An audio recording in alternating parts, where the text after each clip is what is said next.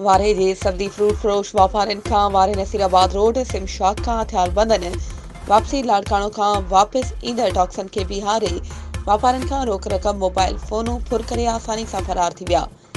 कानून नाले का शइ ई नाहे। सब्जी यूनियन अॻवान वहीद बुघियो, बशीर माछी, इसहाक छुट्टो, दीदार कलोड़ो ऐं वारे थाणे पहुची कानूनी कार्रवाई कंदे मीडिया सां ॻाल्हाईंदे चयो त वारे शहर मुकमल ॾोहारियुनि चोरनि जे हवाले थियल आहे।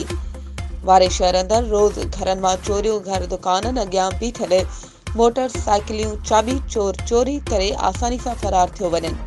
पुलिस इंतज़ामिया घूर निंड सुतल आहे। उन्हनि वधीक चयो त शहर में चाबी चोरनि खां पोइ हाणे असां वापारी बि महफ़ूज़ न आहियूं रहिया। राति चोर असां खां मोबाइल, रोक रक़म, पैसा फुर करे आसानी सां फरार थी विया आहिनि। असां SSP कंबर खे अपील था कयूं त लाड़काणो नसीराबाद रोडनि ते पुलिस पिकटूं बहाल कराए पुलिस नफ़री वधाए, ख़ासि करे जितां अक्सर चोखियूं थींदियूं आहिनि, चोरियूं थींदियूं आहिनि, उते पुलिस एहलकारनि जी ड्यूटी लॻाए वारे जो अमन अमान बहाल कयो वञे।